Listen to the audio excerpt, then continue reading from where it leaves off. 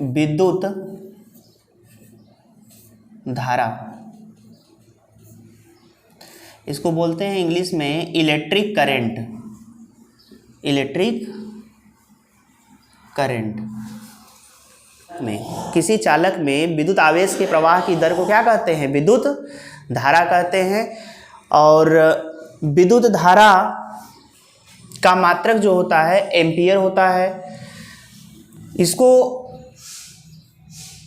Q बराबर अगर IT लिखे तो I बराबर निकालें तो ये हो जाएगा Q/T। हाँ, I क्या है? विद्युत धारा है। Q क्या है? आवेश है। और T क्या है? समय है। यही चीज बताया गया कि किसी चालक तार में प्रति सेकंड प्रवाहित आवेश को क्या कहते हैं? विद्युत धारा कहते हैं। और इसको आप ऐसे भी लिख सकते हैं, विद्युत धारा बराबर विद्युत आवेश अपान समय। देखिए मात्रक की बात करते हैं। मात्रक तो धारा का मात्रक क्या होता है बच्चों? धारा का मात्रक होता है एम्पियर। एम्पियर। आवेश का मात्रक होता है कूलाम। और समय का मात्रक होता है सेकंड। तो इस प्रकार से विद्युत धारा को आप समझ सकते हैं।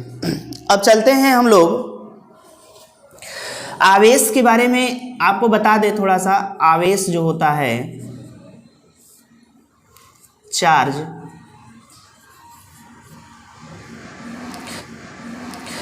ये किसी पदार्थ का वह गुण जिसके कारण किसी वस्तु में चुंबकीय प्रभाव उत्पन्न होता है उसे हम क्या कहते हैं? आवेश कहते हैं। जैसे आप एक एग्जाम्पल साधारण सा ले सकते हैं कि जब हम कंघी को बाल से रगड़ते हैं तो आप देखेंगे कंघी में छोटे छोटे कणों को या बाल के कणों को आकर्षित करने का गुण आ जाता है, यानी वो बाल को अपनी ओर खींचने लगता है।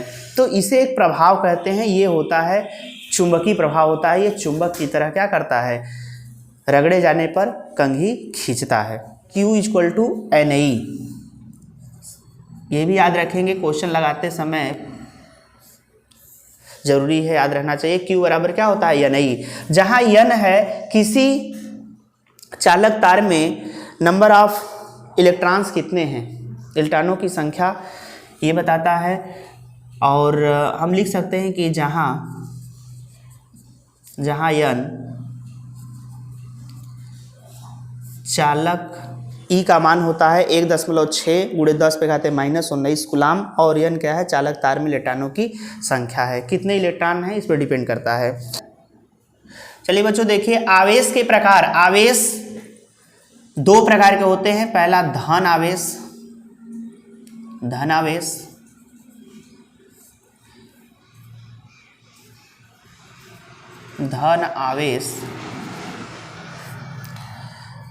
पॉजिटिव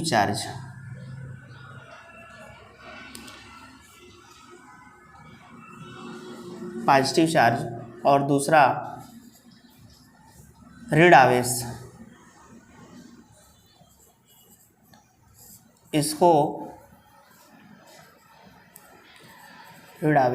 इसको बोलते हैं निगेटिव चार्ज। आवेश क्या होता है? किसी पदार्थ पर इलेक्ट्रॉनों की कमी के कारण जो आवेश उत्पन्न होता है उसे क्या कहते हैं? धनावेश कहते हैं। और इलेक्ट्रॉनों की अधिकता के कारण जो आवेश उत्पन्न होते हैं उसे क्या कहते हैं? ऋण आवेश कहते हैं। तो ये दोनों बातें आपको समझना होगा कि इसको हम लोग प्रदर्शित करते हैं Q प्लस से और इसे प्रदर्शित करते हैं Q माइनस से। ये धनात्मक आवेश को प्रदर्शित करता है, ये क्या प्रदर्शित करता है, ऋणात्मक आवेश को प्रदर्शित करता है।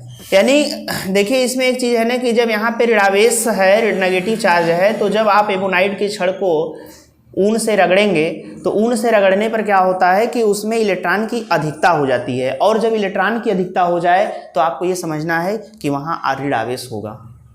और जब कांच को रेशम के कपड़े से रगड़ा जाता है तो कांच में क्या होता है, इलेक्ट्रॉनों की कमी हो जाती है, और जब इलेक्ट्रॉनों की कमी होती है तो हम लोग उसको क्या कहते हैं, उसे कहते हैं धन आवेश। लोग विद्युत धारा के मात्रक, छोटे मात्रक कुछ पढ़ लेते हैं। विद्युत धारा के छोटे मात्रक। देखिए विद्युत धारा के दो मात्रक छोटे मुख्य रूप से ज़्यादा यूज होंगे यहाँ पर, एक मिली एम्पियर, एक माइक्रो एम्पियर, बराबर 10 पे घाते -3 एम्पियर के बराबर होगा। और एक माइक्रो एम्पियर 10 पे घाते -6 एम्पियर के क्या होगा, बराबर होगा। तो इस मात्रक को भी आपको याद रखना है। और चलते हैं, देखिए यहाँ से एक एम्पियर की डेफिनेशन पढ़ लेते हैं। एक एम्पियर क्या होता है, एक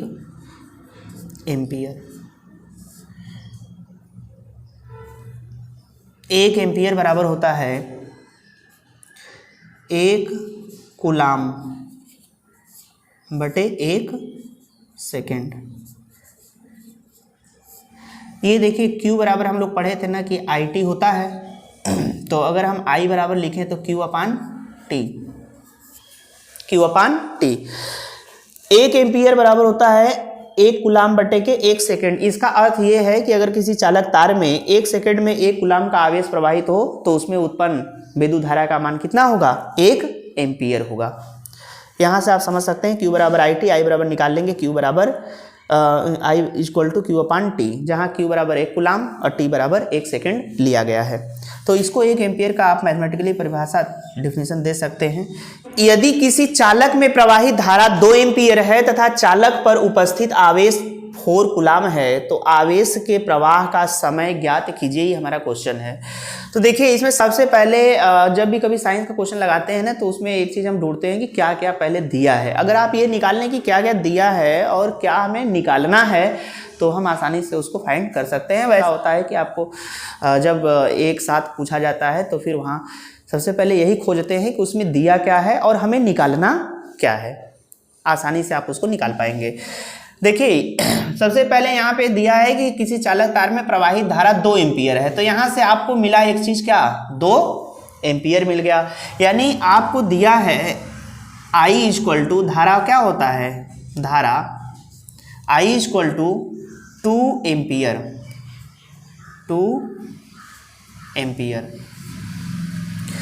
और तथा चालक पर उपस्थित आवेश 4 कूलाम है। देखिए यहाँ पे दिया है आवेश, क्या दिया है,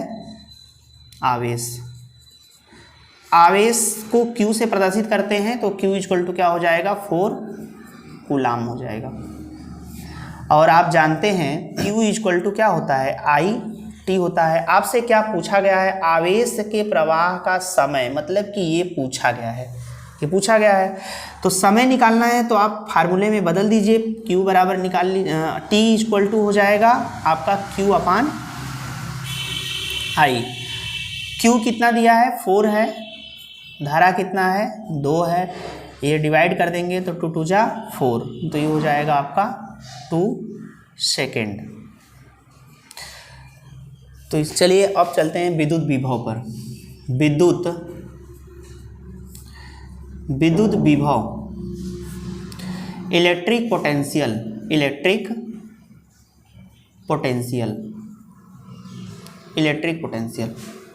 ये क्या होता है, कैसे डिफाइन करेंगे।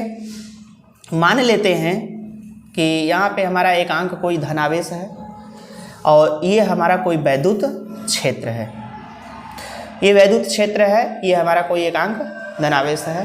तो इसकी डिफिनीशन होती है कि वैद्युत, देखिए एकांक धनावेश को वैद्युत क्षेत्र के भीतर किसी बिंदु तक, इसमें बहुत सारे बिंदु होंगे ना, तो किसी बिंदु तक एकांक धनावेश को वैद्युत क्षेत्र के भीतर किसी बिंदु तक लाने में जो कार्य करना पड़ता है, किया गया कार्य तथा उस आवेश के अनुपात को वैद्युत विभव कहते हैं। इसे भी से प्रदर्शित करते हैं। विभव का मात्रक क्या होता है? वोल्ट होता है। और W का मात्रक क्या होता है? कार्य का मात्रक वर्क है, कार्य का मात्रक जूल होगा, और आवेश का मात्रक Q क्या है? आवेश है, आवेश का मात्रक कूलाम होगा। तो इस प्रकार से हम लोग लिख सकते हैं, अगर लिखना चाहें तो इसका मात्रक देखिए जूल प्रति कूलाम या वोल्ट, इसके दो मात्रक लिख सकते हैं।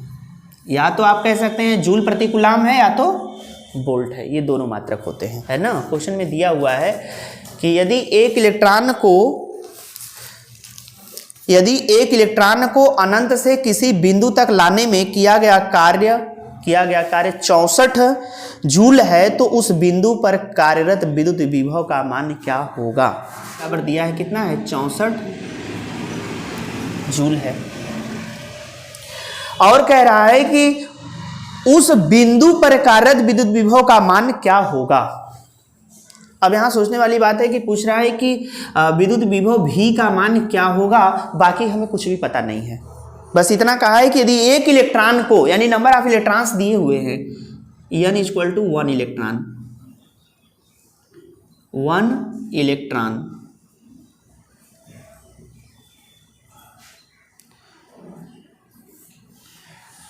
तो हम लोग कैसे निकालेंगे? हमारा फार्मूला होता है V बराबर W अपान Q। देखिए W तो दिया हुआ है, यानी कार्य का दिया है 64 के, Q नहीं दिया हुआ है, तो Q बराबर क्या होता है? N E, और यहाँ हो जाएगा 64 अपान N। N का मतलब एक, नंबर ऑफ इलेक्ट्रॉन्स एक हैं, और E का मान आप लोग जानते हैं कि E बराबर होता है 1.6 गुणे 10 पे घाते कितना? -19 कूलाम। तो ये हो जाएगा आपका 1.6 गुणे 10 पे घाते -19, और देखिए फिर से ये हो जाएगा आपका 64 बटे 1.6 गुणे 10 पे घाते क्या? 19, और 64 10 से ऊपर नीचे गुणा कर देंगे तो 6 से 40 हो जाएगा, नीचे 16 और गुणे 10 पे घाते 19, पावर में 19 हो जाएगा। 16 चौके कितना होगा? 64, तो ये हो जाएगा 40 गुणे 10 पे घाते 19, ठीक है। तो ये हो जाएगा 4 गुणे 10 पे घाते 20। आप लिख सकते हैं, आप 4.0 लिख सकते हैं इसको, इतना 4.0 10 पे घाते 20। ये हो जाएगा आपका क्या है? Volt answer. तो इस प्रकार से इसका क्या हो गया? सॉल्यूशन हो गया, यानी 4 गुणे 10 पे घाते 20 वोल्ट। अगला है विद्युत विभवांतर, इसको बोलते हैं इलेक्ट्रिक पोटेंशियल डिफरेंस। ये हो जाएगा आपका, एक हमारा ये वैद्युत, कोई भी इलेक्ट्रिक फील्ड है, वैद्युत क्षेत्र है, ठीक है। ये बात जो हम कर रहे हैं वैद्युत विभवांतर का, वो वैद्युत क्षेत्र के भीतर करते हैं, अंदर करते हैं। वैद्युत क्षेत्र के भीतर किसी बिंदु आवेश को एक स्थान से दूसरे स्थान तक ले जाने में जो कार्य करना पड़ता है, किया गया कार्य W तथा उस आवेश के अनुपात को वैद्युत विभवांतर कहते हैं। इसे डेल्टा V से प्रदर्शित करते हैं।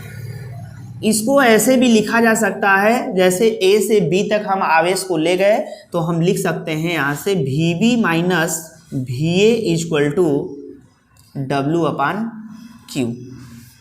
ये आपका फार्मूला हो जाएगा। अब चलते हैं एक बोल्ट क्या होता है, इस पर डिस्कस करते हैं। 1 वोल्ट,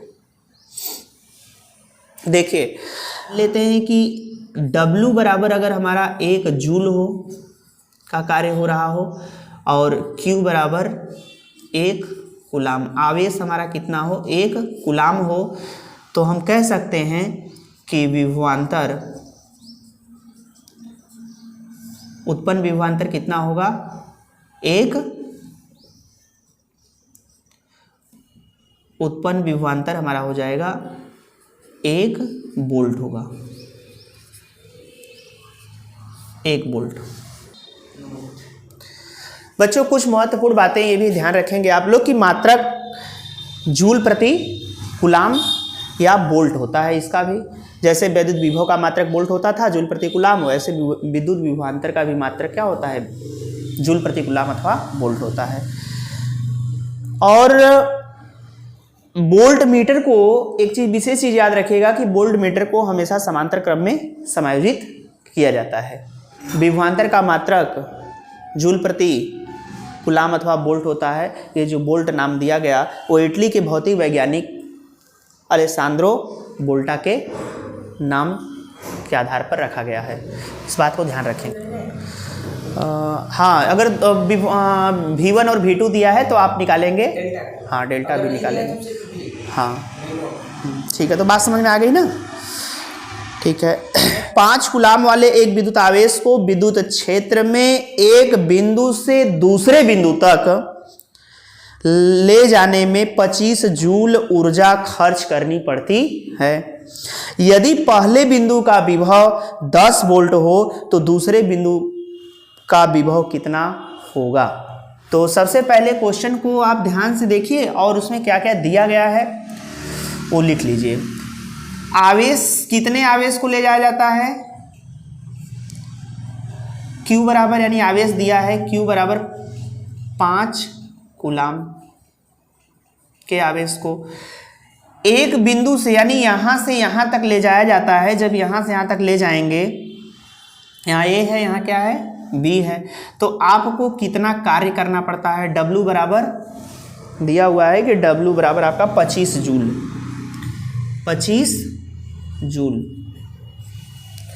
खर्च हो जाता है, यानी इतना कार्य करना पड़ता है। यदि पहले बिंदु का विभव 10 वोल्ट हो, यदि कि V1 बराबर दिया हुआ है 10 वोल्ट, पहले बिंदु का जो विभव है वो V1, विभव कितना है 10 वोल्ट है, दूसरे का निकालना है क्वेश्चन मार्क। आपको मालूम है कि V बराबर होता है W/Q और यहाँ V यानी डेल्टा V, विभवांतर कह रहा है एक स्थान से दूसरे स्थान तक ले जाया जाता है, इसका मतलब डेल्टा V बराबर लिखेंगे W/Q और ये हो जाएगा V2 minus V1 equal to W/Q। अब देखिए V2 इक्वल टू हो जाएगा W/Q प्लस V1। W/Q ये है आपका 25/Q कितना दिया है 5 प्लस V1 का मान 10 वोल्ट रख देंगे और इसको सॉल्व कर देंगे। 5 बचे 25, काट देंगे इसको तो 5 बार में कट जाएगा, ये हो जाएगा 10 5 15 वोल्ट। इसका मतलब बिंदु B पर उत्पन्न विभवांतर V2 का मान कितना होगा 15 वोल्ट होगा, यही होगा आपका। चलते हैं हम लोग और क्वेश्चन लेते हैं, कुछ जो इम्पोर्टेंट क्वेश्चन है उसको थोड़ा देख लेते हैं।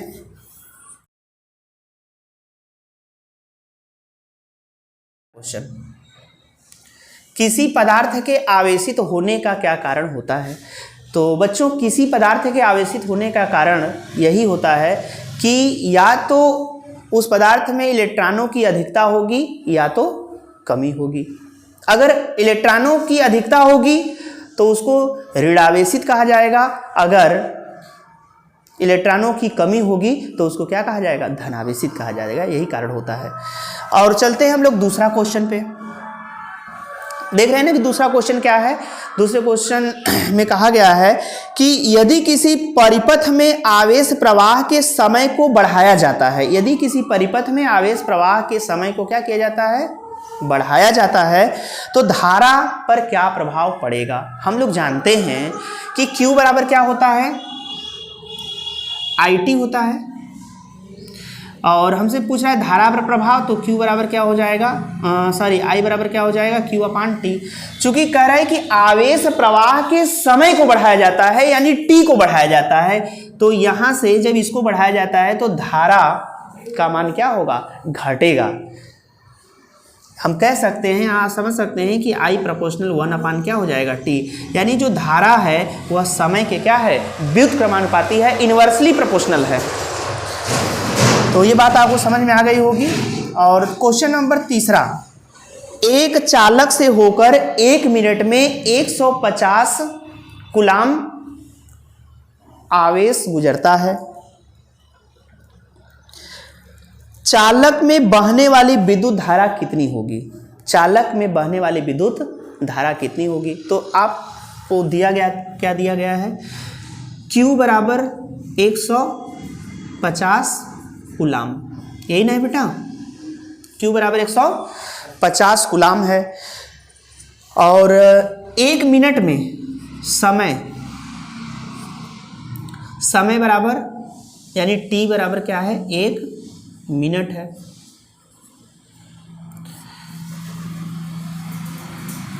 एक मिनट, तो आपसे पूछा क्या है कि कितनी धारा गुजरेगी या धारा का मान क्या होगा। तो 1 मिनट को आप बदल दीजिए 60 सेकेंड। 1 मिनट बराबर कितना होता है, 60 सेकेंड होता है। तो I बराबर क्या होता है, Q/T। Q का मान 150 है और बटे के T का मान क्या है, 60 सेकेंड है। इसको काट दीजिए तो ये हो जाएगा 6 दूनी के 12, 6 पंचे 30, 2.5 एम्पियर। धारा का मान कितना होगा, इतना एम्पियर। ये हो जाएगा आपका क्वेश्चन नंबर 3। 4th क्वेश्चन देखिए, चौथे क्वेश्चन में कहा है कि यदि किसी वस्तु पर आवेश का मान बढ़ाया जाता है, यदि किसी वस्तु पर आवेश का मान बढ़ाया जाता है तो विभव पर क्या प्रभाव पड़ता है, विभव पर क्या प्रभाव पड़ता है। तो यहाँ पर हम कह सकते हैं कि अगर आवेश के मान को आप बढ़ा दें, है ना, तो V बराबर क्या होता है, V बराबर होता है W/Q। अगर आवेश ये बढ़ेगा तो V का मान क्या होगा, घटेगा, क्योंकि यहाँ से ये दिख रहा है कि जो विभव है वह इन्वर्सली प्रोपोर्शनल है Q का, यानी कि व्युत्क्रमानुपाती होता है विभव आवेश के। अगर इसका मान आप बढ़ाएंगे तो निश्चित रूप से V का मान क्या होगा, घटेगा। तो इस प्रकार से चौथा भी हो गया। 5वां पर चलते हैं। क्वेश्चन नंबर 5वां क्या कह रहा है, कह रहे हैं कि 118 वोल्ट पर एक बिंदु से 128 वोल्ट पर किसी बिंदु तक 2 कूलाम के एक आवेश को चलाने में कितना कार्य किया जाता है। यानी 118 वोल्ट पर एक बिंदु से देखिए, यानी ये कह रहा है कि V1 का मान 118 वोल्ट दिया है, 18 वोल्ट, और V2 का मान 128 वोल्ट है। V2 का मान 128 वोल्ट है। तो सबसे पहले तो हम यहाँ डेल्टा V निकाल लेंगे, V2 माइनस क्या हो जाएगा, V1। तो ये हो जाएगा आपका 128 माइनस 118, ये घटाएंगे तो कितना आ जाएगा, 10 वोल्ट हो जाएगा, 10 वोल्ट हो जाएगा। बात समझ में आई ना। अब देखिए delta V equal to V2 minus V1, ये 10 वोल्ट आ गया। और मुझसे पूछा है कि कितना कार्य करना पड़ता है, तो ये हो जाएगा W बराबर डेल्टा V इंटू Q। आवेश हमारा कितना दिया है, 2 कूलाम है, तो डेल्टा V का मान यानी 10 और गुणे Q का मान कितना है, 2। इस प्रकार से आ जाएगा 10 दूनी के 20 जूल। तो किया गया कार्य कितना होगा, 20 जूल हो जाएगा। ये आपका हो जाएगा आंसर।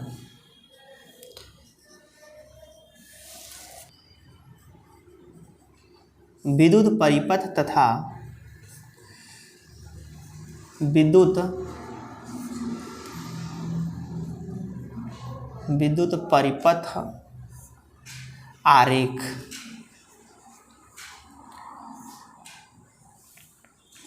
विद्युत परिपथ तथा विद्युत परिपथ आरेख। Electric circuit and electrical circuit diagram. English भी लिख लीजिए बच्चों, इलेक्ट्रिक कहते हैं विद्युत परिपथ तथा विद्युत परिपथ आरेख पर। और इसको समझते हैं कि ये क्या होता है।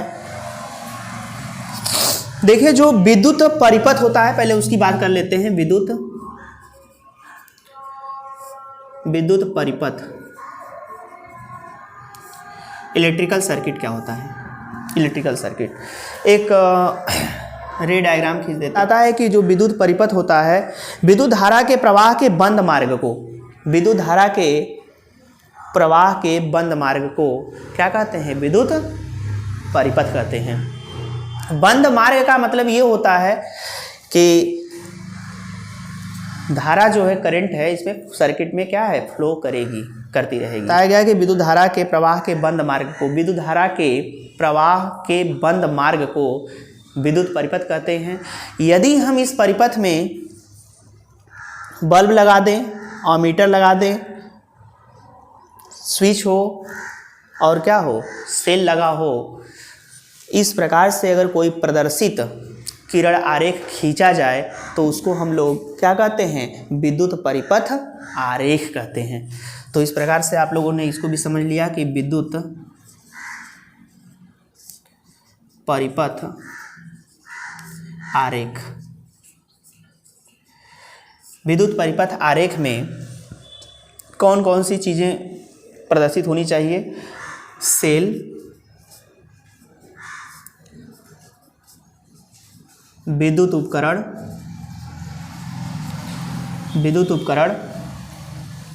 स्विच तार, उसे हम कहते हैं विद्युत परिपथ आरेख, है ना। दो चीज़ मुख्य ध्यान रखना है, इस पे मुख्य बातें हैं, उपकरणों और धारा के स्रोत के विभिन्न संबंधों का ध्यान रखना है। तो यही हमारा क्या है, विद्युत परिपथ आरेख है। देखिए अवयव में विद्युत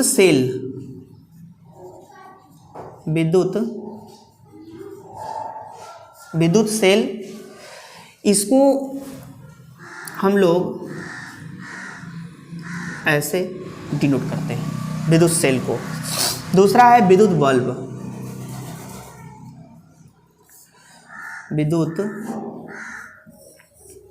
विद्युत बल्ब,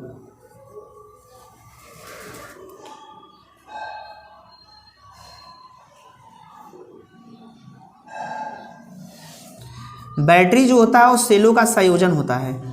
बैटरी क्या होता है, सेलों का संयोजन। जैसे प्लस माइनस प्रतिरोध देखिए, प्रतिरोध का जो प्रतीक होता है ये होता है। किसी परिपथ में अगर ये लगा है तो प्लग कुंजी, फिर आप लिख सकते हैं परिवर्ती प्रतिरोध या धारा नियंत्रक, परिवर्ती प्रतिरोध या इसको बोलते हैं धारा नियंत्रक।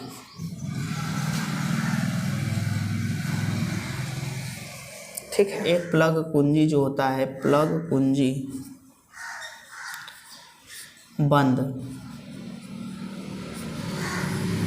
तो ये ऐसे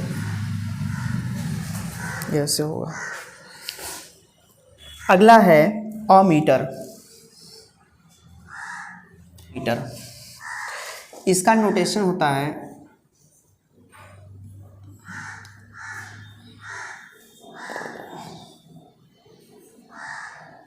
अमीटर, ए है, ये प्लस है, ये क्या माइनस होता है।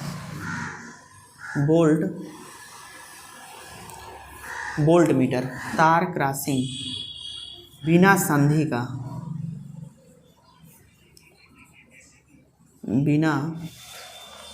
इस प्रकार के इतने नोटेशन जो बताए गए हैं बच्चों। देखिए विद्युत सेल का ये नोटेशन है प्लस माइनस। विद्युत बल्ब का आप ऐसे कर सकते हैं या ऐसे लगा सकते हैं। बैटरी अगर जोड़नी है तो सेलों के संयोजन को बैटरी कहते हैं, और सेलों के संयोजन कई सेलें अगर जोड़ दें तो बैटरी बन जाता है।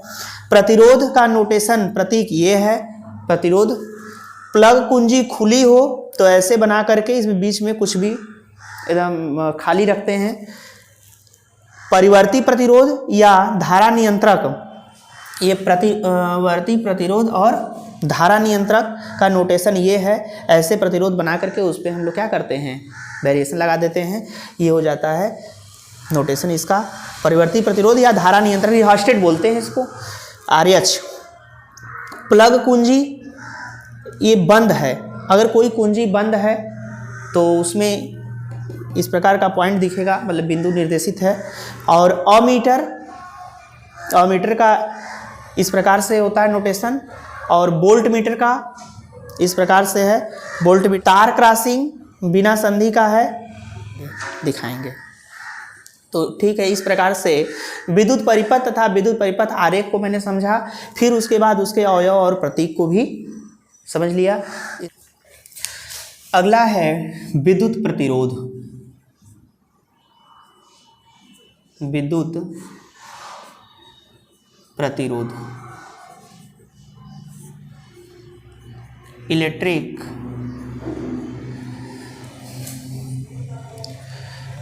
रेजिस्टेंस। रेजिस्टेंस यानी विद्युत प्रतिरोध क्या होता है बच्चों, इसको हम लोग परिभाषित करेंगे कि किसी चालक का वह गुण, किसी चालक में कोई धारा प्रवाहित की जाए तो वह उस धारा का क्या करता है, विरोध करता है, यानी धारा प्रवाह का विरोध होता है। इसे ही हम कहते हैं विद्युत प्रतिरोध। और विद्युत प्रतिरोध को प्रदर्शित किया जाता है कैपिटल R से। सूत्र होता है V बराबर क्या, IR। और हम कह सकते हैं कि V बराबर IR को अगर लिखें R इक्वल टू तो V अपान I हो जाता है। वैद्युत प्रतिरोध किसी चालक के सिरों के बीच लगाया गया विभवांतर V तथा उसमें बहने वाली धारा I का अनुपात होता है। इसका मात्रक क्या होता है, वैद्युत प्रतिरोध का मात्रक, इसका मात्रक होता है ओम, इसका मात्रक ओम होता है। एक अदिश राशि है, यह एक अदिश राशि है। जैसे ओम कह सकते हैं, या आप कहें तो V/I यानी वोल्ट प्रति एम्पियर, वोल्ट प्रति एम्पियर। प्रतिरोध के जो बड़े मात्रक होते हैं,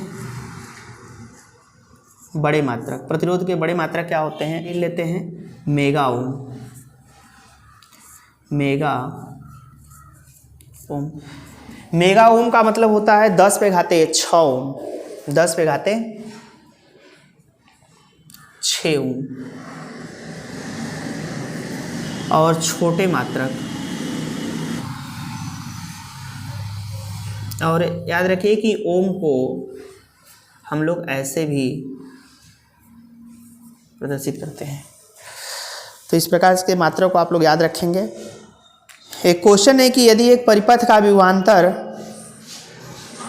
प्रवाहित धारा का 2 गुना है तो परिपथ के प्रतिरोध की गणना कीजिए। परिपथ के प्रतिरोध की गणना कीजिए। माना परिपथ में प्रवाहित धारा इक्वल टू I है। परिपथ में प्रवाहित धारा इक्वल टू I है तो परिपथ विभवांतर क्या हो जाएगा, विभवांतर हो जाएगा 2I, 2 गुना है। फिर V बराबर हम जानते हैं कि क्या होता है, IR होता है।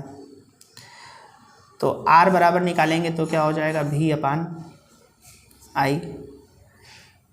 R इक्वल टू हो जाएगा V कितना है, 2I है, अपान I।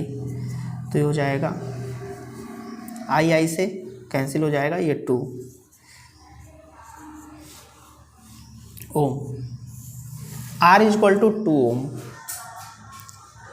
आज के लिए बस इतना ही, और फिर हम मिलते हैं नेक्स्ट वीडियो में। फिर आगे जो टॉपिक्स बचे हैं उस पर हम लोग डिस्कस करेंगे।